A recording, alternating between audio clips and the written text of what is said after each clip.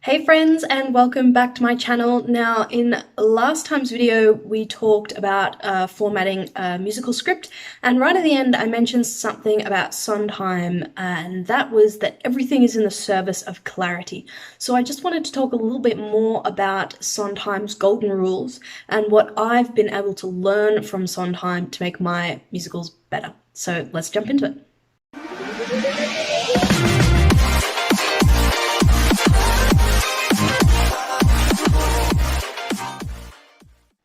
Okay, now I have recently purchased Sondheim's books. The first one I have here, it's called Finishing the Hat, and he has a second volume, which I don't have with me right now, called Look, I Made a Hat. And basically they are all of his musicals, all of the lyrics printed in them, and his, it says here, with attendant comments, principles, hairseas, grudges, wines, and anecdotes.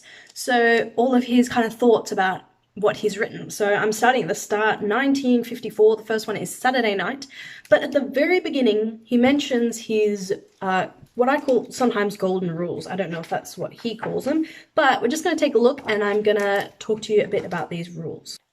Okay, so here we have written in the preface here the 3 rules, and it says here, in no particular order and to be written in stone, content dictates form, less is more, God is in the details, all in the service of clarity.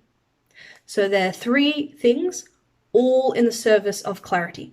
So if we go into each one just a little bit more, just briefly, we've got content dictates form. So what you're writing about determines how you write about it. So the example that Sondheim I've heard give multiple times in interviews and in this book itself is in West Side Story, when Maria says, "Alarming, how charming I feel," and Sondheim says, "Looking back, I wanted to be clever, I wanted to show that I could write a good lyric, it's a good lyric, but the character Maria, she's Puerto Rican, she's, lower class, less educated, would she really say something like, 'Alarming, how charming I feel'?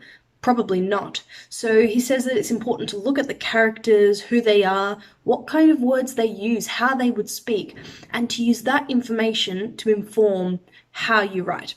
And Sondheim's talking in regards to lyrics here, but I believe that it is totally relevant for music as well. So if you're writing about a construction site, the music that you want to use for that scene is, you want it to be construction-y. It's like in Frozen, a lot of the music has that beautiful Norwegian, like, icy influence with the pickaxes. Everything should be informed by what you are actually writing about. So if you haven't considered this point, it might be a good idea to go away and look at the content of what you're writing about. Make a list of some things that could be influences for your music, whether it's where it's set, what kind of sounds would be in the environment, the way that you would say the lyrics. You can write shapes of how you would say them in speaking, and then translate that shape into a melody. That's kind of a whole separate thing, but all of these things dictate the form, the way that you write it, how you write it. Now the second one is less is more. And what Sondheim talks about is that when you're listening to a song or a lyric, there is a set time that you have to intake that information. So he compares it to poetry. Whereas poetry, you can read it at any speed you want. You can read it, and it's kind of designed to be gone over again and again and again, and to analyze it, and you can intake that info in whatever time you like. So poetry is usually really dense. There's a lot of meaning there. There's a lot crammed in to words, lines, Whereas if you're listening to a song, depending on the tempo of the song, you've only got, oh, there it's gone. So you've only got a certain amount of time to process the information as a listener or as an audience member.